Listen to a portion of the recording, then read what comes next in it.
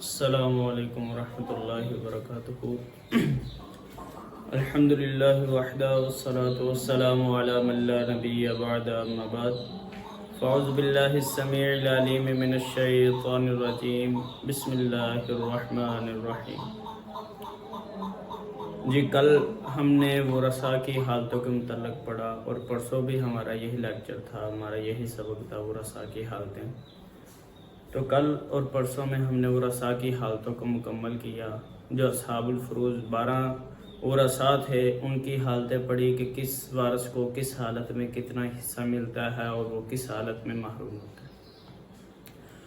تو آج کا ہمارا جو لیکچر ہے وہ حجب کے بارے میں ہوگا، حجب کے متعلق۔ حجب کس کو کہتے ہیں؟ حجب کا لغوی معنی المنع، منع کرنا یعنی روکنا۔ اصطلاحی تعریف اس کی یہ کی جاتی ہے منع من قام به سبب الارث من الارث بعضی و کلی، یعنی کسی وارث کی وجہ سے کسی وارث کے آنے کی وجہ سے کسی دوسرے وارث کا مال میں کمی ہونا یا اس کا مکمل طور پر محروم ہو جانا، یعنی کوئی ایک وارث آیا ہے اور اس نے دوسرے وارث کے مال میں کمی کر دی ہے یا مکمل طور پر اس کو محروم کر دیا ہے۔ یہ حجب کی بحث ایسی بحث ہے کہ اس کو بہت ہی مشکل سمجھا جاتا ہے، لیکن ہم اس کو ایک نقشے کی صورت میں آسان طریقے سے پڑھیں گے۔ تو حجب کی اقسام کیا ہیں؟ ویسے تو حجب کی 2 قسمیں ہیں، پھر ان کی آگے بہت زیادہ اقسام ہیں، مگر ہم اس کو مختصراً اور آسان طریقے سے پڑھیں گے۔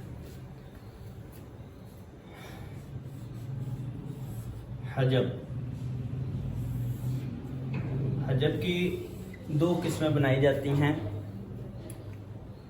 حجب بسبب شخص، حجب بسبب وصف، یعنی کسی وارث کا روکا جانا کسی شخص کی وجہ سے یعنی کسی دوسرے وارث کی وجہ سے، یا کسی کا روکا جانا کسی وصف کی وجہ سے۔ وہ وصف ہم نے پہلے پڑھ چکے ہیں، حجب بسبب وصف کو ہم نے پہلے کچھ اس انداز سے پڑھا ہے کہ موانع ارث کون کون سے ہیں؟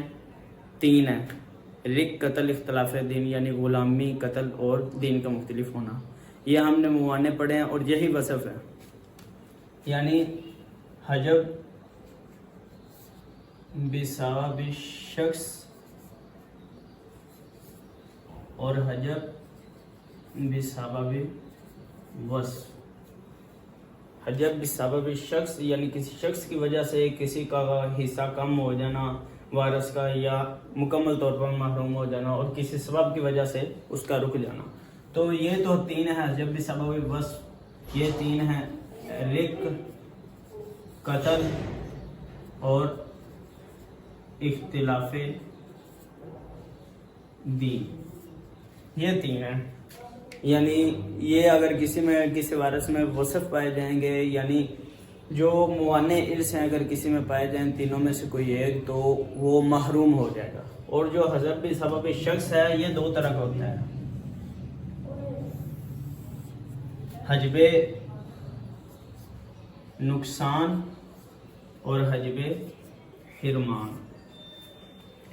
ان کے آگے بہت زیادہ اقسام ہے، مگر ہم بس پورا صاحب پڑھیں گے کہ حجب نقصان میں کون آتے ہیں اور حرمان میں کون آتے ہیں۔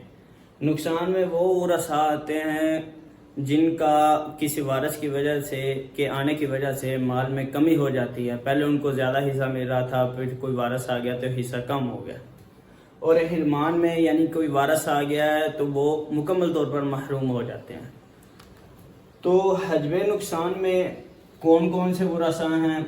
نمبر 1 خامند، نمبر 2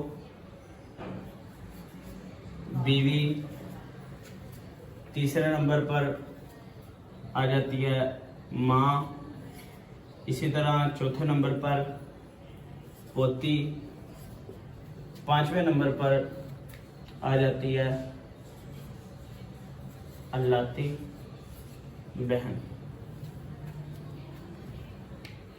یعنی خامند ہے، اس کو نقصان کس وقت ہوگا، یعنی اس کا مال کس وقت کم ہوگا؟ خامد جب مرنے والی بیوی اس کی ہے، اس کی اگر اولاد نہیں ہوگی تو خاوند نصف لیتا ہے، مگر جب اولاد ہوگی تو خاوند ربع لے گا، یعنی 1/4 چوتھا حصہ لے گا۔ تو اس میں خاوند کو نقصان ہوا ہے، خاوند کے مال میں کمی ہوئی ہے۔ اس کو پہلے زیادہ حصہ مل رہا تھا مال اولاد کی عدم موجودگی میں، اور جب اولاد آ گئی ہے تو اس کا حصہ کم ہو گیا۔ اسی طرح بیوی ہے، بیوی کو جب اولاد خاوند کی نہیں ہوتی، جو فوت ہوا ہے خاوند اس کی اولاد نہیں ہے، تو بیوی کو ربع ملتا ہے۔ اگر اولاد ہو تو وہ سمن لیتی ہے، یعنی 8واں حصہ۔ پہلے چوتھا لے رہی تھی، تو جب اولاد آ گئی ہے تو 8واں لے گی، تو اس کو بھی کمی ہوتی ہے، اس کے مال میں بھی کمی ہوتی ہے۔ اسی طرح ماں ہے، ماں جب فرع نہیں ہے، یعنی اولاد بھی نہیں ہے، اور اسی طرح مرنے والے کی اولاد بھی نہیں ہے، اور اسی طرح بہن بھائی بھی نہیں ہے، یعنی اخوہ عدد بھی نہیں ہے، تو ماں ثلث لیتی ہے، تیسرا حصہ لیتی ہے۔ مگر ان میں سے کوئی بھی آ گیا تو ماں جو ہوگی وہ سدس لے گی، چھٹا حصہ لے گی۔ اور ماں کئی بار ایسے ہوتا ہے کہ ورثاء آ جاتے ہیں، خواہ وہ وارث نہیں بنتے، یعنی کسی کی وجہ سے محروم ہو جاتے ہیں، جیسے مثال کے طور پر باپ کی موجودگی میں بہن بھائی وارث نہیں ہیں، مگر اگر بہن بھائی آ گئے ہیں، خود وارث نہیں بن رہے، مگر پھر بھی ماں کا حصہ وہ کم کر دیتے ہیں۔ پوتی جب ایک ہوتی ہے تو نصف لیتی ہے، مگر جب پوتی کے ساتھ بیٹی آ جائے تو پوتی سدس لیتی ہے، چھٹا حصہ لیتی ہے، اس کے مال میں بھی کمی ہوتی ہے۔ اسی طرح لاتی بہن جب اکیلی ہوتی ہے تو نصف لیتی ہے، اور جب ساتھ سگی بہن آ جائے تو یہ سدس لیتی ہے۔ یعنی یہ 5 وہ ورثاء ہیں جن کے مال میں کمی ہوتی ہے، یعنی محروم نہیں ہوتے، مگر کسی وارث کے آنے کی وجہ سے، خواہ وہ دوسرا وارث خود محروم ہو رہا ہو، مگر وہ ان کے مال کو کم کر دیتا ہے۔ حرمان میں کون کون سے آتے ہیں؟ یعنی جو محروم ہو جاتے ہیں، نمبر 1 دادا، دوسرے نمبر پر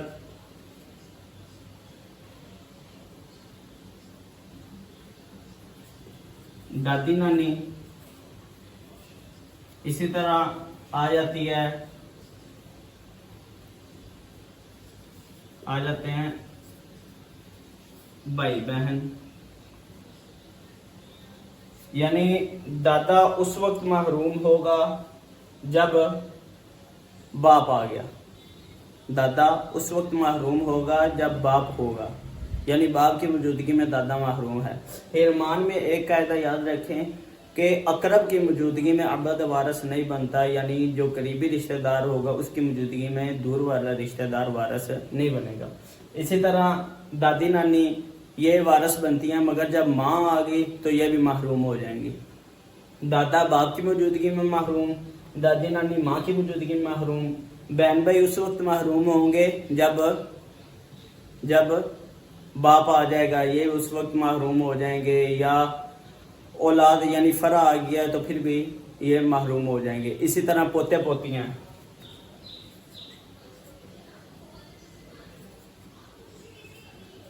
پوتے پوتیاں بھی اولاد کی موجودگی میں محروم ہوں گے، یعنی جب اقرب موجود ہیں، بیٹے بیٹیاں موجود ہیں، تو پھر پوتے پوتیاں وارث نہیں بنیں گے۔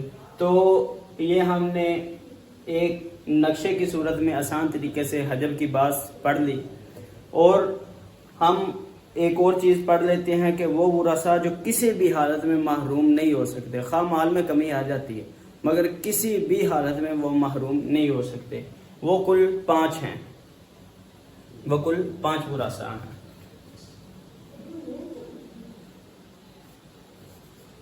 آباوان، ولدان، اور نمبر 3 احد من الزوجین، یعنی یہ وہ 5 ورثاء ہیں جو کسی بھی حالت میں محروم نہیں ہو سکتے۔ آباوان میں آ جائے گا ماں اور باپ، ولدان میں آ جائیں گے اولاد یعنی بیٹے بیٹیاں، اور احد من الزوجین، یا یہی ہوگا اگر خاوند فوت ہوا ہے تو اس کی بیوی زندہ، اگر بیوی فوت ہوئی ہے تو خاوند زندہ ہے، یعنی خاوند یا بیوی، تو یہ کسی بھی حالت میں محروم نہیں ہوتے۔ تو آج کا ہمارا لیکچر یہیں پہ ختم ہوتا ہے۔ میری اللہ رب العزت سے دعا ہے کہ اللہ رب العزت ہمیں ان چیزوں کو سن کر ان پر عمل کرنے کی توفیق عطا فرمائے۔ وما توفیق الا باللہ۔ السلام علیکم ورحمۃ اللہ۔